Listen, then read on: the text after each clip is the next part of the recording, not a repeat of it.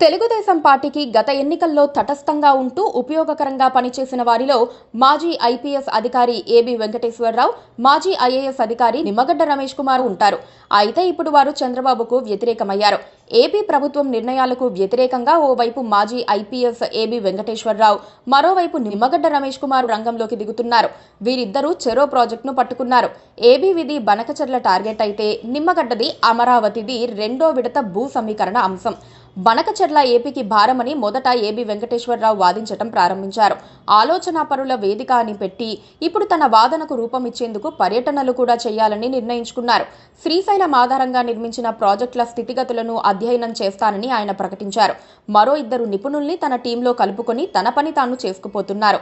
AB వెంకటేశ్వరరావుపై Jagan ప్రభుత్వం పెట్టిన కేసులన్నిటినీ ఉపసంహరించుకున్నారు. ఆయనకు రావాల్సిన జీతభత్యాలిచ్చారు. అయినా ఆయన ప్రభుత్వానికి వ్యతిరేకంగా వెళ్తున్నారు.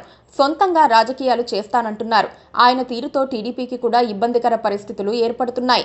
కొత్తగా రిటైర్డ్ ఐఏఎస్, మాజీ ఎస్ఈసీ నిమ్మగడ్డ రమేష్ కుమార్ రాజధాని రెండో విడత భూ సమీకరణకు వ్యతిరేకంగా కార్యక్రమాలు ప్రారంభించారు. ఆయన ఎన్నికలకు ముందు ఓ వేదికను పెట్టుకున్నారు. సిటిజన్స్ ఫర్ డెమోక్రసీ అనే పేరుతో సంస్థ పెట్టి తటస్థుల హోదాలో జగన్ కు వ్యతిరేకంగా ప్రచారం చేశారు. ఇటీవల విజయవాడలో ఒక సదస్సు జరిగింది. దాంట్లో సుప్రీంకోర్టు విశ్రాంత న్యాయమూర్తి జస్టిస్ లావు నాగేశ్వరరావు, మాజీ అడ్వకేట్ జనరల్ డివి సీతారామమూర్తులను పిలుచుకువచ్చి రెండో విడత భూ సమీకరణకు వ్యతిరేకంగా అభిప్రాయాలు వ్యక్తమవుతున్నాయని చెప్పారు. పెద్ద ఎత్తున రెండో విడత భూసేకరణ, సమీకరణ అవసరమా అనే అంశంపై స్పష్టత లేదు. గతంలో సేకరించిన భూమిని అభివృద్ధి చేసి ఆ ఫలితాలను లబ్ధిదారులకు అందజేసిన తర్వాతనే రెండో విడత భూసేకరణ చేయాలని ఆయన అంటున్నారు. మరింత చురుకుగా అమరావతి రెండో విడత భూ సమీకరణకు వ్యతిరేకంగా గలం విప్పుతున్నారు.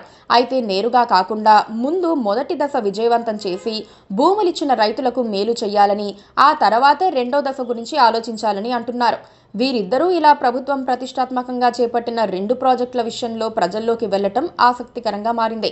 వీరిద్దరూ జగన్కు వ్యతిరేకంగా గట్టిగా పోరాడిన వారే కావటం ఇప్పుడు చంద్రబాబు నిర్ణయాలను వ్యతిరేకించడం ఆసక్తికరంగా మారింది. వీరిద్దరూ ఎందుకిలా చేస్తున్నారన్నది టీడీపీ నేతలకు అర్థం కావటం లేదు. ఏబి వెంకటేశ్వరరావుకు రాజకీయ ఆసక్తి ఉన్నప్పటికీ చంద్రబాబు ప్రోత్సహించేందుకు సిద్ధంగా లేరు. నిమ్మగడ్డ రమేష్ కుమార్ కు రాజకీయంగా ఏదైనా ఆసక్తి లేకపోయినా పదవులేమైనా కోరుకుంటున్నారా అన్న ప్రశ్న వస్తోంది. వారిని సంతృప్తి పరిచేందుకు చంద్రబాబు ప్రయత్నించకపోవటం కూడా ఆసక్తికరంగా మారింది. Please subscribe to KTV Telugu. KTV Telugu. KTV Telugu channel.